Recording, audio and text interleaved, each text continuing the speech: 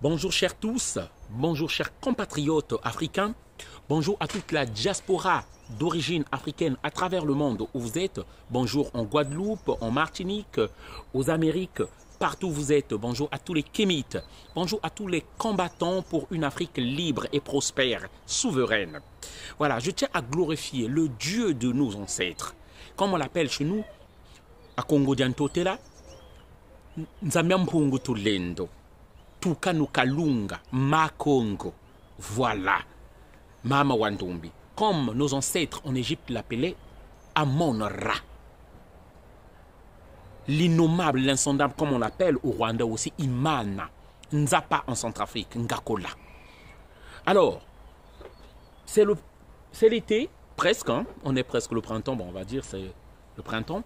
Il fait beau. Je vous transmets donc ces rayons de lumière là aussi chez vous. J'espère que vous avez profité. Alors, avant de commencer cette vidéo, déjà j'aimerais vous dire que, parce que je n'ai pas eu l'occasion, avec pas mal de soucis qu'on avait d'une façon interne, hein, pour dire merci à tous ceux qui avaient répondu présent à la soirée que nous avons eu à organiser le 5 mars 2022, qui était dans l'ensemble en gros une réussite, parce que les places même assises avaient manqué. Les places assises avaient manqué. Il y avait eu du monde. Je tiens à vous remercier, tous ceux qui ont répondu présent, par rapport à l'idée qu'on avait lancée de pouvoir créer un supermarché. Parce que nous continuons, nous allons le faire. Hein, ce n'est pas les petites crocs en jambon, on va dire, des bâtons dans les roues, qui vont pouvoir nous arrêter. Nous allons atteindre cet objectif-là. Voilà, où on arrêtera le combat. Mais nous allons atteindre cet objectif-là. Donc, je voulais remercier tous ceux qui ont répondu présent. Donc, pour nous, c'est une preuve que les Africains veulent vraiment qu'on aille de l'avant, qu'on fasse quelque chose de grand et afin qu'on nous respecte. Donc, à la fin de cette vidéo, je continuerai cela pour vous dire où est-ce que nous en sommes actuellement. Alors, cette vidéo que je fais, chers amis, c'est par rapport à la guerre en Ukraine, et par rapport à la Russie.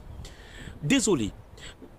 J'aimerais vous dire ceci, ça fait très mal, même au début de la guerre, de cette guerre-là, de la Russie vers l'Ukraine, ça m'a fait beaucoup de mal en sachant que tous ceux qui se décidaient pour aller combattre allaient vers une mort certaine.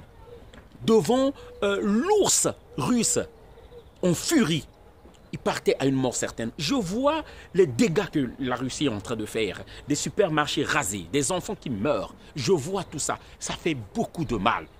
Mes chers amis, vous savez, notre empathie là, nos émotions là, c'est ça qui nous a emmenés là où nous en sommes aujourd'hui là. Qui se préoccupe de la RDC, qui n'a jamais connu de paix depuis qu'ils avaient les esclavagistes, les assassins, les criminels qu'on appelle explorateurs avaient découvert cette terre-là, le royaume Congo. On n'a jamais connu de paix. Des petits accalmies lorsqu'ils prenaient l'or, ils prenaient tous les minéraux tranquillement. Mais après, Mobutu, ils viennent déstabiliser. Tous nos dirigeants légitimes, ils les ont enlevés comme les Lumumba. On n'a jamais connu de paix. Qui a parlé de ça? Qui parle de la Palestine? C'est pour vous montrer maintenant, tout le monde, tous les médias commencent à en parler. C'est leur monde que eux ils ont créé. C'est leur monde. Vous voyez, la Russie, on leur a dit même dans le foot, dans la FIFA, alors que la FIFA disait qu'eux, ils ne s'occupent pas de politique lorsqu'il s'agissait de la Palestine. Ils ont dit ça. Oh, le SWIFT, on les enlève. On les enlève dans des compétitions. Toutes les compétitions qu'on voit là, en fait, on les isole. C'est leur monde à eux. Ça ne nous regarde en principe même pas, à la limite. Là, ils nous prouvent que c'est eux qui ont créé ce monde-là et ils sont prêts à enlever tous ceux qui ne les conviennent pas. Chers amis, mais moi, ce qui me sidère dans tout ça, c'est vraiment triste de le dire, c'est de voir des frères africains qui se lèvent, des Africains où ça devient même deux camps. Donc, s'il s'agissait que si on n'avait pas le choix de prendre les armes, chacun son compte, je pense qu'il y aurait eu des Africains qui auront levé des armes contre la Russie. Il y aurait eu des Africains qui auront levé des armes contre la Russie. Je tiens à dire ceci. La Russie est le seul pays qui essaie de venir en aide à plusieurs pays africains pour se libérer, qui nous a aidés. Donc il y aurait eu des Africains qui auront été aux côtés des esclavagistes. de ceux-là qui nous mettent des dictateurs jusqu'à présent, de ceux-là qui dirigent le monde aujourd'hui et qui nous imposent des dictateurs. C'est triste de constater ça. Ils auront pris des armes de leur côté, qui auront joué des tirailleurs. En fait, on n'a rien appris des leçons du passé finalement. Chers amis, notre empathie là, comme je l'ai dit, c'est ça qui nous conduit à notre perte. Je comprends, il y a des gens qui meurent. Je comprends par le principe qu'envahir un autre pays, c'est pas normal. Mais si nous connaissons l'histoire de tout ce qui se passe, vous comprenez lesquels qui sont les méchants aujourd'hui. Nous savons lesquels qui sont. Pourquoi on est parti tuer Kadhafi? Pardon, d'abord Saddam Hussein. Parce qu'il a voulu revoir que son pétrole, qu'on ne l'achète plus avec le dollar. Pourquoi ils en sont arrivés à Kadhafi, qui a voulu réunir l'Afrique et changer de monnaie? Tout se passe parce que ces gens-là veulent garder leur hégémonie sur nous. C'est ça qui se passe, chers amis, et il faut qu'on comprenne. Et la Russie veut un monde multipolaire, nous l'avons compris. Ils veulent un équilibre, ce qui nous arrangerait, nous. Ce qui nous arrangerait par rapport à la situation que nous avons. Un moment, faisons comme eux, ils font. Personne ne parle de nos malheurs. Personne ne parle des tueries chez nous. Personne ne parle lorsqu'on tue tous les présidents que nous choisissons, lorsqu'ils sont partis tuer Kadhafi, lorsqu'ils sont partis prendre Gbagbo. Qui a parlé? Qui a parlé? Mais qu'ils aillent chercher maintenant Poutine. Qu'ils aillent chercher Poutine s'ils sont les plus forts. Même l'OTAN, qu'on parle l'OTAN là, ils disent qu'ils sont les plus forts, non? Ils sont plus forts que Poutine. Ils ont plus des armes que Poutine. Allez-y prendre Poutine. C'est tout ce qu'on vous demande. Allez-y chercher Poutine comme vous êtes parti chercher Laurent Gbagbo. Allez-y chercher Poutine. Mais c'est triste de constater, franchement, les Africains, donc entre nous, on ne se comprendra pas. On ne se mettra pas ensemble. On sera toujours divisés, chers amis. Poutine, c'est celui qui aide le Mali au cas où vous aurez oublié. C'est Poutine qui est en train d'aider le Mali. C'est Poutine qui aide la Centrafrique. C'est Poutine. Poutine veut un monde multipolaire qui ne soit pas juste basé sur le dollar américain. Aujourd'hui, les transactions mondiales se font qu'en dollars. C'est ce que Poutine ne veut pas. C'est ce que la Chine ne veut pas. C'est ce que l'Iran ne veut pas. Parce que ce monde-là a fait la puissance et l'hégémonie occidentale. C'est pourquoi nous avons des dictateurs chez nous et que tout cela doit changer.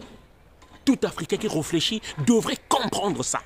Devrait comprendre. Je sais que ça fait mal lorsque on voit des gens qui partent envahir un pays. Ça fait mal. Ça fait pas. Eux, ce qu'ils font, ils protègent les leurs. La France ne dira jamais du mal des États-Unis, quoi qu'ils fassent là-bas. Vous savez, la Grande-Bretagne ne dira pas mal des États-Unis. Ils ne le feront pas. Ils ne le feront pas. Ils sont soudés. Même lorsque les leurs font du mal. Vous allez dire que nous aussi, on ne pourra pas faire la même chose. Non. Essayons, nous, de construire chez nous. C'est nous qu'on maltraite, c'est nous qu'on tue. Et lorsqu'ils vont finir leur guerre là-bas, ce que vous ne savez pas, lorsque l'Europe, l'Occident est en train de dire qu'ils ne vont plus dépendre du gaz russe, ils n'ont pas l'énergie. Là, le sous-sol européen occidental est pauvre. Voilà, l'Europe de l'Ouest, ils sont pauvres. C'est peut-être l'Europe de l'Est, là-bas, qui leur donne du gaz comme la Russie et tout l'autre là, qui ont tout, qui leur fournit. Ils sont pauvres. Ils vont se tourner vers l'Afrique. Ils vont chercher à prendre leur énergie en Afrique, que ce soit en minerai pour faire des panneaux photovoltaïques, ou pour l'uranium pour faire des centrales nucléaires, ou que ce soit le pétrole, ils vont le prendre chez nous. Ils vont le prendre chez nous. Attendons-nous à des histoires comme ça là. Parce que lorsqu'ils vont finir là, ils vont se tourner, la guerre, ça sera maintenant vers là-bas. Alors, chers amis, il est temps qu'on soit au moins conscient et sérieux et intelligent pour faire changer les choses. Partagez la vidéo. Avant de terminer, j'aimerais dire ceci. La diaspora, comme on avait dit, par rapport à la soirée que nous avons eu à organiser le 5 mars 2022, sous le signe de l'entrepreneuriat, là, nous sommes au niveau que nous sommes en train de chercher un emplacement. Hier, j'étais à Villeneuve-Saint-Georges pour aller voir des emplacements là-bas pour mettre un supermarché ou une supérette exotique, au moins pour un début. On nous a dit pour tout ce qui est exotique, là-bas, ils n'ont plus de place. Donc, je fais passer ce message-là pour nos frères qui sont dans l'immobilier, pour nos frères qui peuvent nous aider à faire des recherches. Nous cherchons des emplacements, que ce soit à Ivry, à Juvisy, à Viry-Châtillon, à Grigny, à Saint-Denis, à Château-Rouge, à Paris, à Corbeil. Partout où il y a une forte communauté africaine, nous cherchons des emplacements pour pouvoir mettre un petit supermarché, même supérette. Voilà. Donc nous ensemble là, nous n'avons pas abandonné le projet. Une fois que nous aurons trouvé l'emplacement, nous allons faire appel à tous ceux qui ont été avec nous. Nous allons nous réunir pour voir ce que nous pouvons faire ensemble. Donc, c'est un message que je vais passer. Vous pouvez nous contacter sur WhatsApp au 06 25 15 05 47. 06 0033 25 15 05 47 si vous êtes de l'étranger. Nous travaillons sur le projet. Nous disons qu'il est temps que nous, les Africains, qu'on ne soit plus juste les travailleurs des autres. Il est temps qu'on soit des patrons parce que jamais le travailleur ne sera aussi riche que le patron. Nous avons longtemps travaillé pour les autres. Travailler, c'est bien, mais travailler pour soi-même, c'est mieux. Voilà, chers amis, il est temps qu'on change ça. Beaucoup peut-être ne font pas le lien avec le combat. C'est très important, la domination économique, l'indépendance économique. Nous ne pouvons pas aller d'abord crier partout, faire des marches, et puis aller mendier ou travailler pour les autres, les rendre encore puissants et riches. Nous devons avoir nos propres marchés. Nous devons avoir nos propres entreprises. Nous devons consommer chez nous afin d'enrichir les nôtres tout d'abord. C'est très important, c'est ça la direction du combat que nous avons choisi désormais. Il est très important, l'argent, on en a besoin dans notre combat. Et ensuite, pour investir dans nos pays, en Afrique, des pays comme le Mali, qui est en train de se libérer. Et je peux vous dire, le pays de Kanka Moussa, le pays de Soundiata Keita a un bel avenir. Et nous devons être prêts pour aller nous investir là-bas. Voilà le message que je voulais vous faire passer. Partagez la vidéo. Contactez-nous pour tous ceux qui ont des emplacements, pour tous ceux qui peuvent nous aider. Et ensuite, nous allons nous asseoir pour voir ce que nous pouvons faire ensemble. Merci. Partagez la vidéo, on est ensemble. La fin de l'hégémonie du dollar a-t-elle sonné? La Chine a en tout cas décidé d'en finir avec la suprématie du billet vert. Le dragon s'apprête à libeller son premier contrat pour le pétrole brut avec sa propre monnaie, le yuan, adossé à l'or. Une première qui pourrait bien créer un précédent. Élise Blaise. L'Empire du Milieu s'émancipe. C'est un énorme tremblement de terre annoncé depuis quelque temps. Avant la fin de l'année, la Chine devrait signer un contrat sur le pétrole dans sa propre monnaie, le yuan, alors que le dollar régit depuis toujours les échanges énergétiques. Adossée à l'or, la monnaie chinoise pourrait constituer une véritable aubaine pour les exportateurs de pétrole qui ne rechigneront donc pas à l'accepter. Au contraire, cette nouvelle possibilité de transaction ouvre bien des perspectives aux pays frappés par les sanctions américaines ou souhaitant tout simplement éviter les transactions en dollars. Un bouleversement planétaire qui s'inscrit dans l'évolution progressive de la place de la Chine dans le monde. L'essayiste spécialiste en géopolitique Hervé Juvin nous explique les différentes étapes qui ont permis au dragon d'ouvrir ses ailes. La Chine est passée de la petite à la moyenne aisance et aujourd'hui elle entend passer au rêve chinois. Et le rêve chinois le réalise en acquérant peu à peu sur le plan économique et aussi sur le plan géopolitique des positions majeures. La Chine est à l'origine de la création d'une banque de développement extérieure aux institutions de Bretton Woods que les Américains ont essayé de saborder et ils n'y sont pas parvenus, puisque la plupart de leurs alliés, à l'exception du Japon, figurent au capital de cette banque de développement dont l'initiative a été chinoise et russe et qui rassemble l'ensemble des BRICS.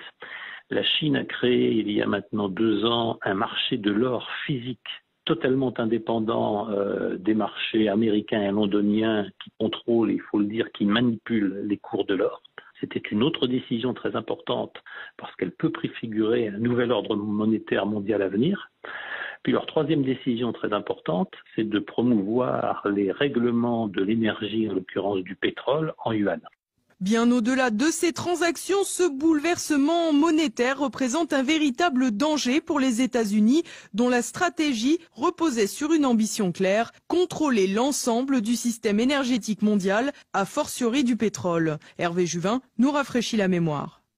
L'histoire du pétrole est une histoire sombre. Les États-Unis ont toujours affirmé que le contrôle du pétrole, le contrôle des sources d'énergie et des pipelines était pour eux un enjeu absolument stratégique. Une partie des affaires syriennes ne s'explique pas sans cela, une partie de l'invasion, de la destruction de l'Irak ne s'explique pas sans cela, une partie des manipulations qui visent à empêcher les pipelines ou les gazoducs russes d'approvisionner l'Europe ne s'explique pas sans cette stratégie américaine. Le monde entier est dépendant de l'énergie. L'énergie doit être contrôlée par les États-Unis et payée en dollars. Ceux comme l'ancien président du pétrole italien, ceux comme certains dictateurs du monde arabe, je pense à Muammar Kadhafi, qui ont tenté de s'affranchir de la tutelle du dollar sur les prix du pétrole, l'ont payé quelquefois de leur vie.